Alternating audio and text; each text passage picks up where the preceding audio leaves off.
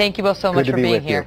All right, Ben, so MTV wants folks to begin to de-bias themselves, and they have even come up with a 7-day racial bias cleanse that I gather CARE has helped them put together. And the theory behind this is what? Well, I mean, the theory behind this is that we are all racists, and even if we don't know that we're racists, we are racists, and therefore we're going to need training from the mainstream media in how to become not racist. Presumably, after that racial bias cleanse, there will be a racial bias colonoscopy, which I think would be significantly more unpleasant.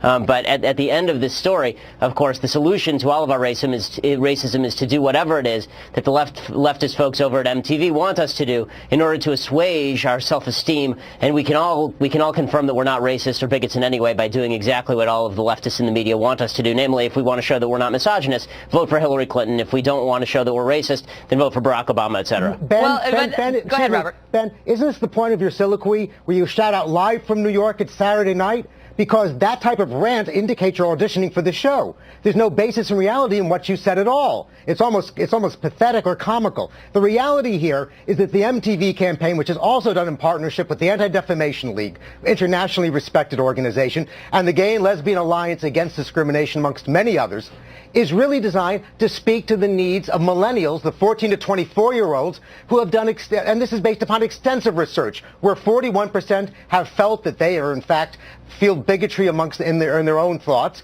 and 63% in that study show they've been the victim of prejudice of one sort or another. And it's not the kind of prejudice we grew up with where we saw fire hoses turned on protesters or dogs chasing protesters. It's subtle and painful prejudice people witness on the internet or in comments that are being made. Yeah, you know, this isn't that fire hose racism. This is that you speak really good English racism. So much worse. It is a very innovative program. No one's forced to participate, but it has a great educational opportunity. The thing is, though, Ben, you know, when I look at what the cleanse is going to offer to folks, it's activities like setting a counter-stereotypical image as the background on your phone. Ha-ha!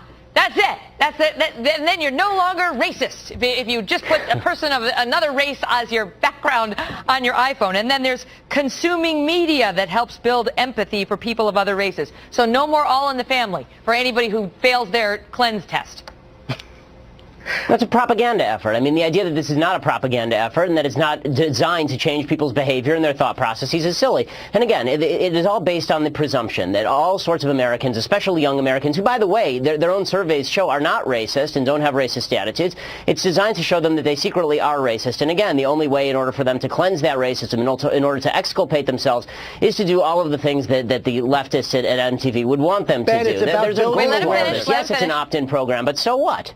Ben, it's about building awareness. The Anti-Defamation League is not a leftist organization, and I think it's really unfair for you to characterize them as such. They've been pioneers in fighting anti-Semitism. CARE? What do you make of their participation? The point I'm making is simply that the idea of building awareness, helping young people confront bigotry so they can respond peacefully and logically when they face it, helping them become more sensitive to other people's needs, especially... Okay, but let me ask you this, Robert. Let me ask you, because one of the questions in there, you know, you saw we're all biased, we're all by this, we're by...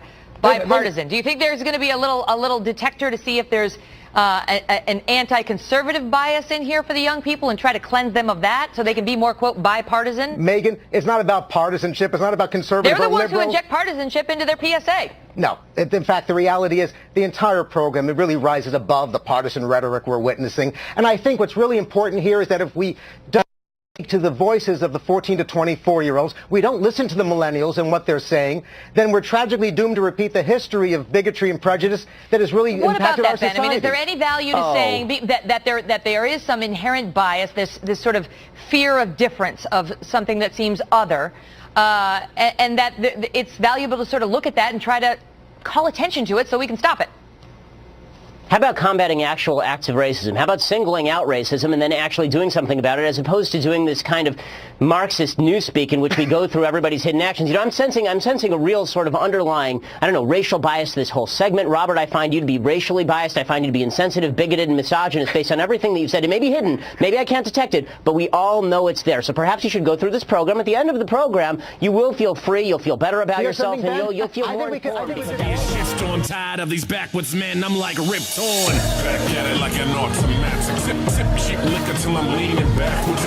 Young English. Let me write the chapters. Black Paisley.